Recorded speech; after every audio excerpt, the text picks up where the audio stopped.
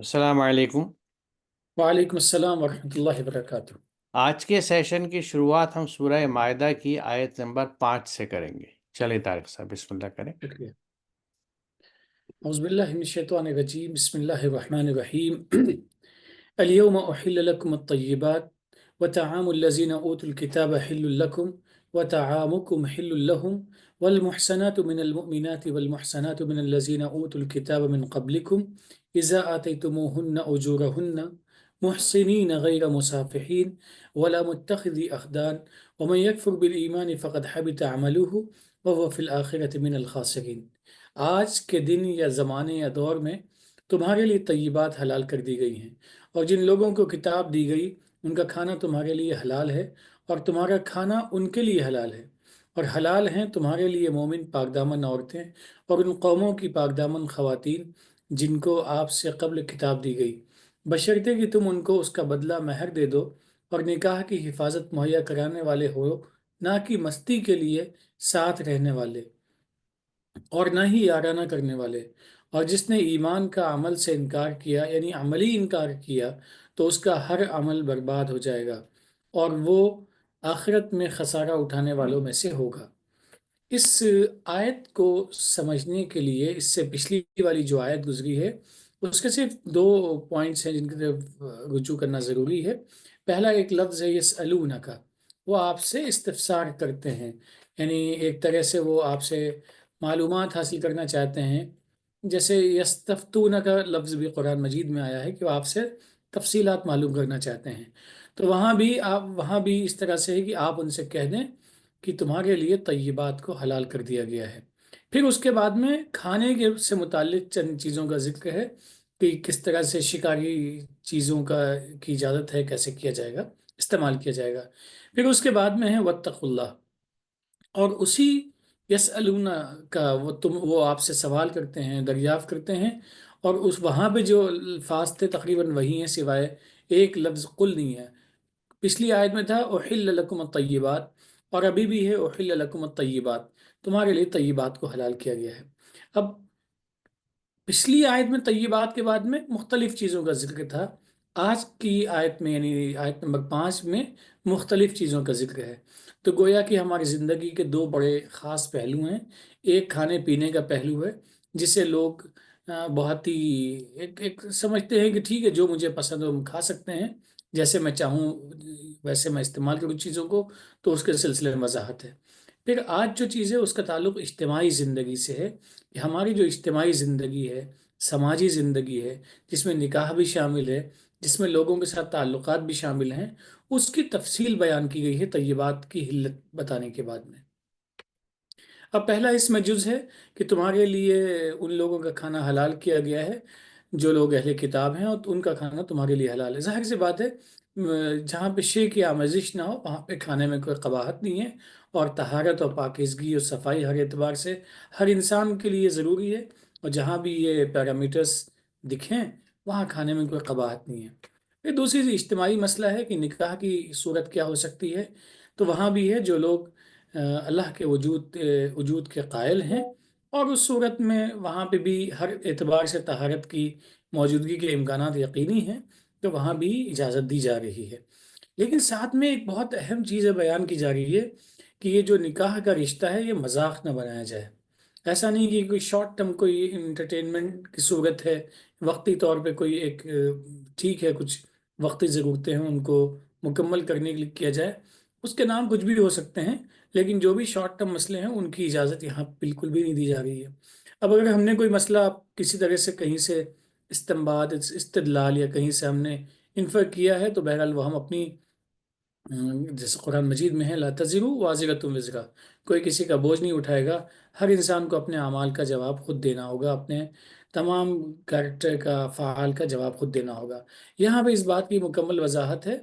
کہ شادی ایک بہت ہی مقدس ایک تعلق ہے، اور اس مقدس تعلق میں کچھ اس کی شرطیں ہیں، ان شرائط کا پائے جانا، جیسے مہر ہے اس کا دیا جانا ضروری ہے، اور یہ تماشا نہ ہو کہ وقتی طور پہ کوئی انٹرٹینمنٹ کی چیز ہے، بلکہ ایک بہت ہی ایک مقدس چیز ہے، کانٹریکٹ بھی ہے اور اس کے اندر تقدس بھی اس کا شامل، تو کسی بھی طریقے سے ایسی کوئی صورت نہیں پیش آنی چاہیے۔ اور اگر عملی طور پہ ہم نے اس طرح سے کوئی کوتاہی کی تو کوتاہی ہمارے لیے نقصان کا سبب بنے گی۔ پچھلی آیت کا ریفرنس ہم پھر سے دینا چاہیں گے، وہاں پہ ایک جملے کا استعمال کیا گیا تھا، وَاتَّقُوا اللَّهَ، اللہ کے متقی بن جاؤ۔ قرآن مجید میں لباس کی بات بیان کی گئی تو وہاں بھی تقوی کی بات کی گئی، کھانے کی بات بیان کی گئی وہاں بھی تقوی کی بات کی گئی، اجتماعی زندگی کی بات کی گئی تو وہاں بھی تقوی کی بات کی گئی۔ یعنی جو اللہ کے اوامر و نواہی ہیں ان کو ہمیں سامنے رکھ کے ہی اپنی زندگی کے تمام مسائل کو حل کرنا چاہیے، بس۔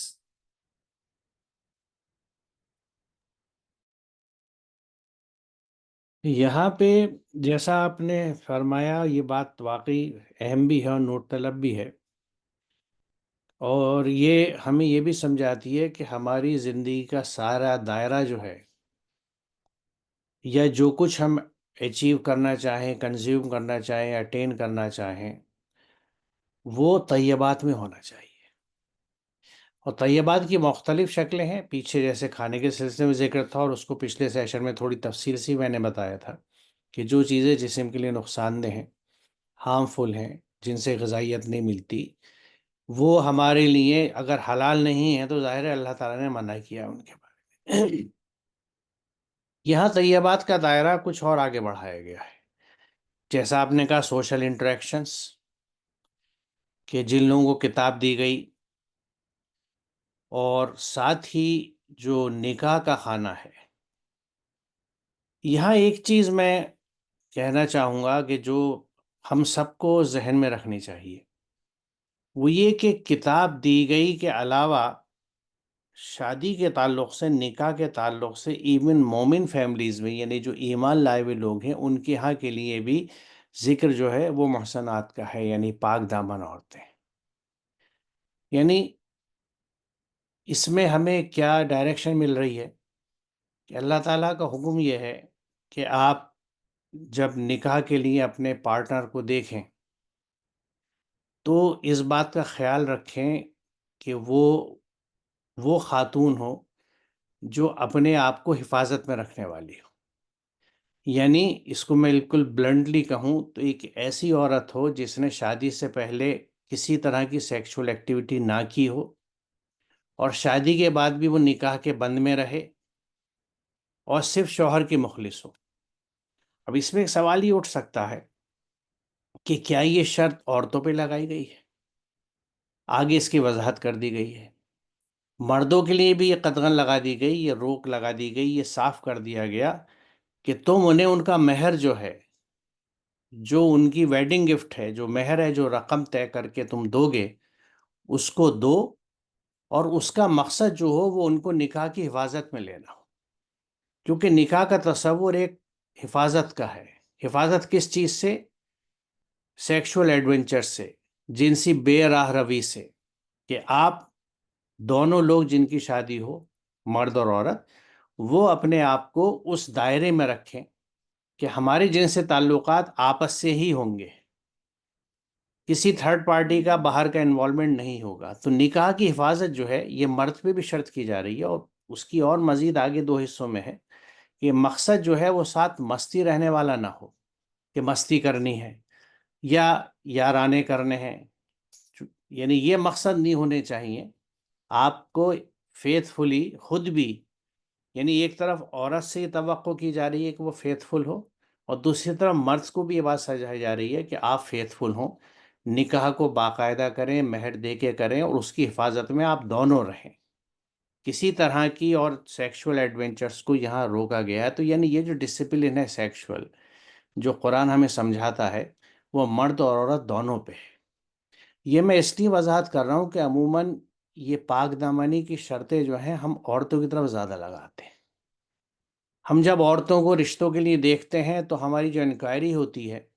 اس میں بڑا حصہ یہ ہوتا ہے کہ بھئی لڑکی کا اٹھنا بیٹھنا کدھر تھا، باہر تو نہیں جاتی تھی، آؤٹنگ تو نہیں کرتی تھی، یعنی ہم یہ کوشش کرتے ہیں کہ اس کے سوشل انٹریکشنز کس طرح کے تھے، کیا میلز کے ساتھ زیادہ انٹریکٹ تو نہیں کرتی تھی، جبکہ یہ چیز جو ہے یہ لڑکے کے لیے کوئی نہیں دیکھتا نہ سوچتا ہے، جبکہ دونوں چیزیں برابر ہیں۔ اور یہی نہیں، قرآن میں دیگر جگہوں بھی بات کہی گئی ہے، بلکہ ایک میں آپ کو یہاں مثال دوں، بڑی اہم ہے، کہ سورہ نور اگر آپ دیکھیں تو اس میں آیت نمبر 30 میں مردوں سے کہا گیا ہے کہ تم اپنی نظروں کی حفاظت کرو، نظریں نیچی رکھو، اور اپنی شرمگاہوں کی حفاظت کرو۔ مردوں کو یہ سمجھانے کے بعد 31 میں عورتوں سے یہ بات کہی گئی ہے۔ تو یہ قرآن کی ترجیحات میں مرد کی عصمت پہلے آتی ہے۔ مرد کا باعصمت ہونا، اس کی نظروں کی حفاظت کرنا، اس کی نظر نیچے رکھنا، اسٹیئرنگ نہ کرنا، عورتوں کو تاکنا نہیں، ان کے بارے میں فردر سوچنا نہیں، اور اپنی یعنی حفاظت کرنی ہے سیکشول ایکٹیویٹیز کی۔ اس کے بعد عورتوں سے یہ بات کہی گئی ہے۔ تو یعنی قرآن کے حساب سے مردوں پہ یہ بات پہلے لازم کی گئی ہے، اور اس میں سمجھتا ہوں کہ بہت ہی سمپل بات سمجھ میں آنے والی ہے، کیونکہ اگر ایک مرد یہ طے کر لیتا ہے کہ وہ باعصمت رہے گا، تو پھر عورت کی عزت پہ ہاتھ کون ڈالے گا؟ اگر مرد یہ طے کر لیں، اس بات کو مانیں اور سمجھیں کہ ہمیں اپنے دائروں میں رہنا ہے اور کسی دوسری عورت پہ نظر نہیں ڈالنی، کوئی ایگریشن نہیں کرنا،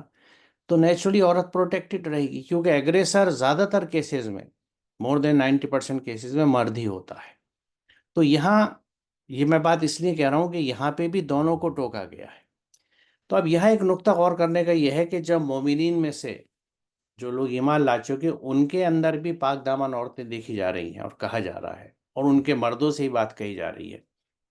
تو جو اہل کتاب ہیں، جن کو کتاب دی گئی ہے قرآن سے پہلے، ان کے ہاں بھی یہ شرط لازم ہوگی۔ لیکن یہ کون لوگ ہوں گے؟ کیونکہ اس میں کئی کیٹیگریز ہیں۔ ان جن لوگوں کو کتاب دی گئی ان میں وہ کیٹیگریز بھی ہیں جو ایک نبی کو اللہ کا بیٹا مانتے ہیں، وہ لوگ بھی ہیں جو تثلیث کرتے ہیں، یعنی ایک خدا کی جگہ 3 خدا مانتے ہیں۔ اس کے لیے میں یہاں کچھ آیتیں شیئر کروں گا جو اس چیز کی بخوبی وضاحت کرتی ہیں، اور ان کو ہم پہلے اپنے سیشنز میں کر بھی چکے ہیں۔ یہاں اہل کتاب کا تفصیل سے تذکرہ کیا گیا ہے کہ وہ سبھی اہل کتاب ایک جیسے نہیں ہیں۔ اہل کتاب میں سے ہی کچھ لوگ اللہ کے احکامات پر قائم رہنے والے ہیں، جو رات کے حصوں میں اللہ کی آیت کی تلاوت کرتے ہیں اور وہ سجدوں میں رہتے ہیں، یعنی اللہ کے احکامات کو پڑھتے ہیں سمجھ کے عمل کے واسطے، اور پھر ان پہ عمل کرتے ہیں، یعنی سجدوں میں رہتے ہیں۔ یہ سجدہ صرف پیشانی کا نہیں ہوتا، ان کے عمل کا بھی ہوتا ہے۔ تو یہ وہ کیٹیگری اہل کتاب میں سے جو در حقیقت اہل ایمان ہے، جو ایمان رکھتے ہیں، ایک خدا کو مانتے ہیں اور آخرت کو مانتے ہیں۔ اب یہاں وضاحت اس بات کی ہے اگلی آیت میں، آل عمران کی ہے، کہ وہ لوگ اللہ پر اور آخری دن پر ایمان رکھتے ہیں، معروف کا حکم دیتے ہیں، اور وہ منکر سے روکتے ہیں، اور وہ بھلائیوں کے لیے جلدی کرتے ہیں، اور وہ لوگ عمل صالح کرنے والوں میں سے ہیں۔ یہ ساری وہ چیزیں ہیں جو ایمان لانے والوں میں ہوتی ہیں۔ تو جن کو پہلے کتاب دی گئی تھی، یعنی رسول اللہ صلی اللہ علیہ وسلم کے زمانے میں بھی اس طرح کے لوگ تھے جو خالصتاً ایمان والے تھے، جس میں جو پہلی بات ہے کہ اللہ پر اور آخری دن پر ایمان رکھتے تھے، کیونکہ اللہ پر اور آخرت پہ ایمان رکھنا اس لیے ضروری ہے کہ جو آخرت کو سمجھے گا، جانے گا، وہ اپنے اعمال پہ نظر رکھے گا اور اللہ کے احکامات کے حساب سے اپنی زندگی گزارے گا، یعنی متقی ہوگا، تقوی کے راستے پہ رہے گا، کیونکہ آخرت سے ڈرے گا۔ تو آخرت سے ڈرنے والے اور اللہ پہ ایمان رکھنے والے، یہ چیزیں بھی اسی طرح جڑ کے آتی ہیں جس طرح ایمان اور عمل صالح آ رہا ہے۔ کیونکہ اللہ پہ ہم نے ایمان رکھا، لیکن ہم اپنے اعمال ہمارے اللہ کے احکامات کے حساب سے نہ ہوئے، اور آخرت کے تعلق سے ہمارے دماغ میں کچھ یہ چیزیں نہیں کہ ہمیں فلاں جگہ سے بخشش ہو جائے گی، فلاں جگہ سے شفاعت ہو جائے گی، یعنی آخرت کی اہمیت اور جواب دہی کو ہم نے ڈائلیوٹ کر دیا، اس کی سنگینی کو کم کر دیا، اس کے چیلنج کو کم کر دیا، اور اسی لیے ہمارے اعمال جو ہیں وہ تھوڑے سے لوز ہو گئے، ڈھیلے ہو گئے، اور ہم اللہ کے احکامات پہ چلنے کی کوشش نہیں کرتے، کیونکہ آخرت سے ایک نجات کا راستہ ہمیں دکھ گیا یا دکھا دیا گیا۔ اگلی آیت جو آخری ہے اس میں کہ اور جو بھی کار خیر وہ کرتے ہیں اس کے اجر میں کمی نہیں کی جائے گی، اور اللہ تقوی والوں کا خوب علم رکھتا ہے۔ یعنی ان کے ہاں کوئی یہ فرق نہیں ہوگا کہ یہ امت محمدی نہیں ہے، یہ وہ لوگ نہیں ہیں جن پہ قرآن نازل ہوا، یہ پہلی والی کیٹیگری ہے، تو ان کے کار خیر میں کوئی اجر میں کمی نہیں کی جائے گی۔ اور کیونکہ اللہ تعالیٰ جو ہے وہ تقوی والوں کا خوب علم رکھتا ہے۔ اللہ تعالیٰ اس بات کی جسٹیفیکیشن دے رہا ہے کہ کیوں ان کو ایٹ پار رکھا جا رہا ہے ان لوگوں سے جو رسول اللہ کے امتی ہیں یا جن پہ قرآن نازل ہوا اور جو قرآن کو سمجھ کے اس پہ عمل کرتے ہیں، کیونکہ وہ جانتا ہے کہ تقوی پہ کون ہے۔ تو یہ بہت اہم بات ہے جس کو ہمیں ذہن میں رکھنا چاہیے کہ بلائنڈلی ہم سبھی طرح کے اہل کتاب سے رشتے نہیں رکھ سکتے، یعنی ان کے ہاں کھانے والی بات بھی ہے اور ان کی عورتوں سے نکاح کرنے کی بات بھی ہے، کیونکہ دیکھیے جہاں ایک اللہ کو نہیں مانا جا رہا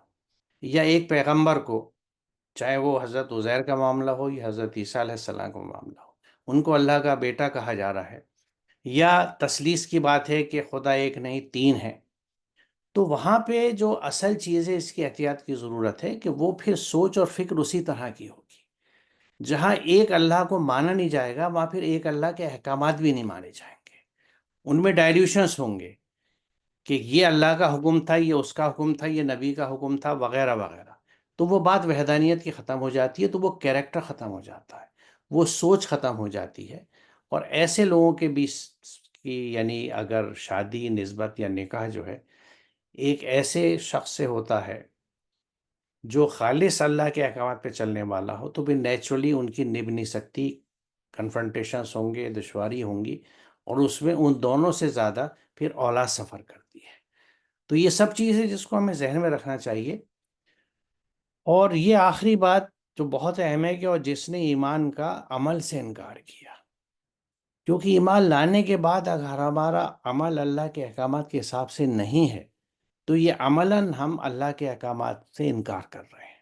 زبان سے ہم اللہ پہ انکار نہیں کر رہے، ہم اللہ پہ ایمان لاتے ہیں، مانتے ہیں زبانی طور سے اللہ کو بھی، تمام رسولوں کو بھی، کتابوں کو بھی، ملائکہ کو بھی اور آخرت کو بھی، لیکن یہ صرف ہمارا زبانی ماننے تک ہے، ہمارے عمل میں یہ چیز نہیں دکھتی، کیونکہ اگر ہم اللہ کے احکامات سے واقف نہیں ہیں اور اللہ کے احکامات پہ عمل نہیں کرتے تو یہ وہ کفر ہے جو بالعمل ہو رہا ہے، عمل سے ہم کفر کر رہے ہیں، انکار کر رہے ہیں۔ اور ایسے لوگوں کے لیے یہ کہا گیا ہے کہ ان کا ہر عمل برباد ہو جائے گا اور آخرت میں وہ خسارہ اٹھانے والوں میں سے ہوں گے، ان کا نقصان رہے گا، کیونکہ ان کا کوئی بھی کام اللہ کے احکامات کے مطابق نہیں ہوگا۔ تو ایک تو یہ کہ اللہ کی آیات سے کفر ہوگا، حکم عدولی ہوگی، دوسرے ان کے نفس کی، ان کی انر سیلف کی وہ ڈیولپمنٹ نہیں ہوگی، وہ گروتھ نہیں ہوگی جو ان کو اس لائق بنا دے کہ وہ جنت میں ایکسیپٹیبل ہو۔